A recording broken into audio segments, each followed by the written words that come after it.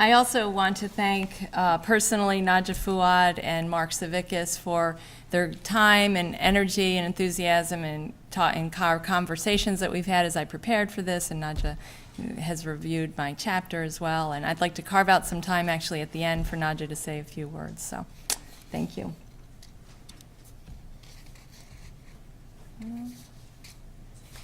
Where are we here?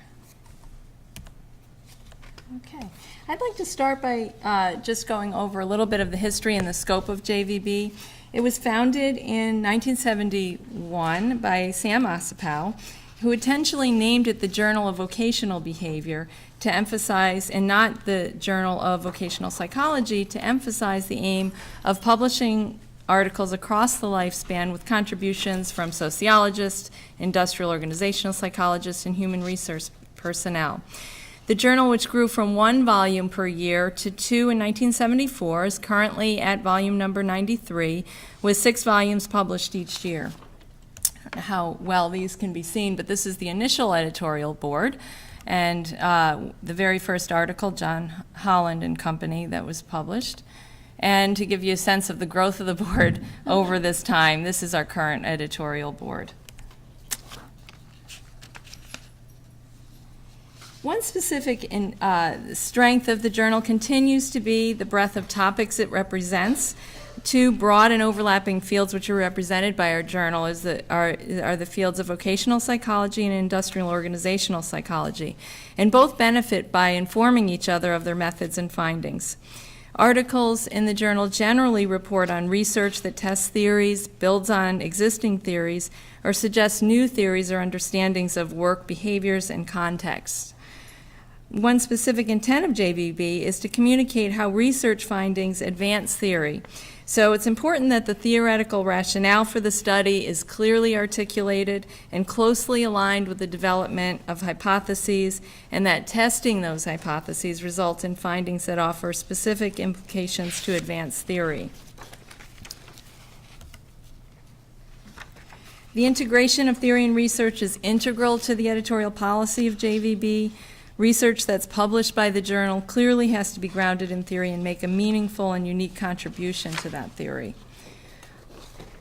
This integration of theory and research and practice provides a couple of different areas in which it makes crucial contributions. One is to provide a strategic position from which opportunities for growth and change in the field can occur. Some examples of these changes include applications of existing theories to new populations, the development of new theoretical models to explain and predict a broad range of work-related behaviors, attitudes, cognitions, and personal and social emotional aspects of work life. Career construction, life design, and the psychology of working are further examples of several new vocational theories that have set the stage for the initiation of innovative lines of research that address the complexity of people's lives across very dynamic, complex contexts.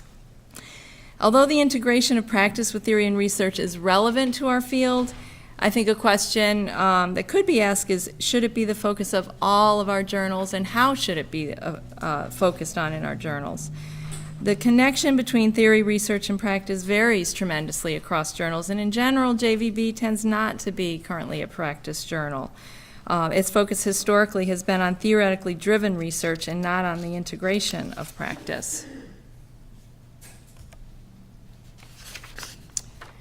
Despite a long-standing gap that I think we've all recognized across the 2 days of the conference between science and practice has been the challenges that remain in regard to how and where that integration of theory, research, and practice should occur.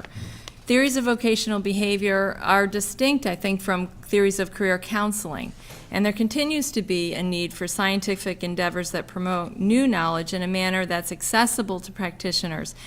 And perhaps through the intervention, perhaps that could be done through intervention research or focus on practice-relevant topics. One suggestion may be that it might not be professional journals might not be the location that's really conducive to the translation of research to practical applications. Instead, it's been suggested previously that professional organizations, and not necessarily academic journals, might be the locations in which meaningful communications and relationship development across the disciplines can occur, and where those collaborations can be formed to initiate that translation of research into practice. And I'll say a little bit more about that later. It's also been suggested that we can't continue to have vocational psychology theories that don't inform industrial organizational psychology and vice versa. So one potential role of the journal could be to encourage submissions that insist on inclusion of researchers from both disciplines to represent that integration across perspectives. It's important to continue to make our work relevant to a broader range of our national and global population. And this is reflected in the growing international focus of the journal, both in terms of the authors and the participants across national contexts. International collaborations have spurred an area of growth and innovative thinking that's reflected in our manuscripts. These trends have broadened our focus and enriched our scholarship, but they've also challenged the integration of theory, research, and practice. Over the years, we've seen the JVB editorial board become much more diverse in terms of including international members and their expertise in theoretical perspectives and methodologies. There's a current call for manuscripts for a special issue in JVB on the vocational behavior of refugees. Over the past decades, we've seen our journals increasingly reflect the diversity of our population. However, the intersectional analysis of identities remains relatively limited in our research and work and employment relations. There's challenges to integrating intersectional perspectives that concern both the design and the interpretation of research, including questions of whether intersectionality is a paradigm, a theory, or methodological approach. Some of these questions include, is our research sufficiently cautious in our generalization of our findings?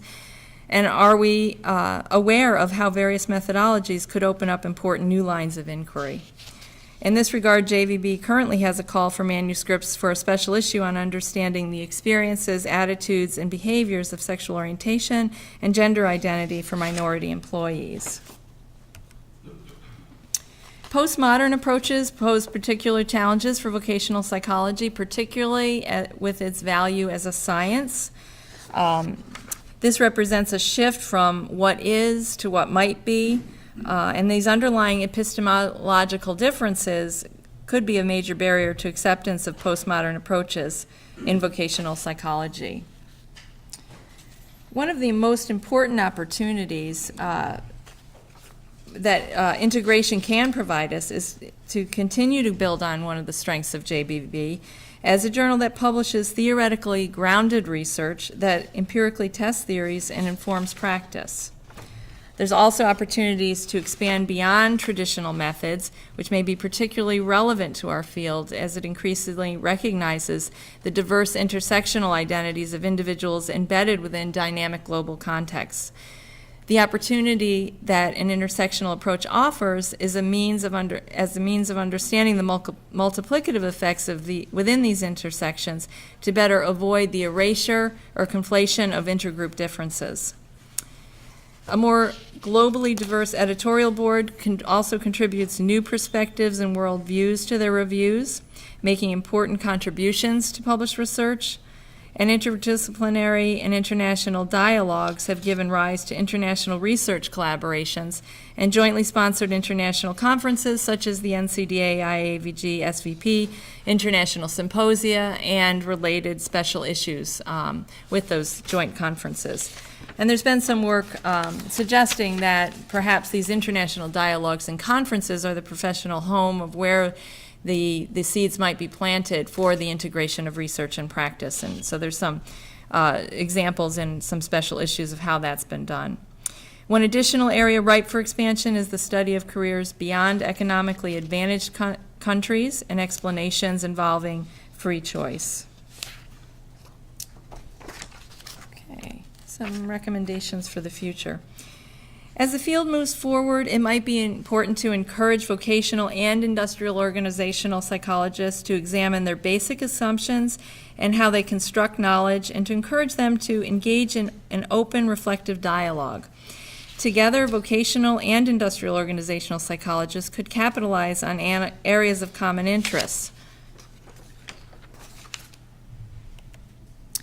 To address the research practice gap, perhaps we could once again borrow from science to facilitate the translation of theoretical concepts and empirical research into practical applications. One of the benefits of being in administration is kind of seeing that big picture and the interesting work that people do outside of our domain. And I've seen the development of PhD programs in translational science and found it particularly interesting to see the connection between the competencies required for that doctoral study and some of those required within the counseling psychology area. So it seems to be a rapidly growing field, which has been called translational science. It developed in response to the substantial delay and barriers between biomedical research and applications that work and of that work to clinical practice and public health. Translational science is defined as the field of study focused on understanding the scientific and operational principles underlying this translational process. And these innovative educational and training approaches are emerged in multidisciplinary doctoral programs outside of traditional science fields. So people across the sciences are coming together to work on training people on precisely this, that translation of research into practice. Okay. Finally, Colin and Patton had noted that a consideration should be given to reconceptualizing the relationship between vocational psychology and industrial organizational perspectives by subsuming them under an overarching framework.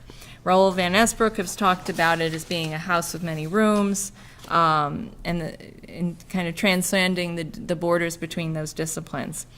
I'm going to conclude this presentation with a quote from Najah Fuad from 2001 regarding her dreams for the future of vocational psychology.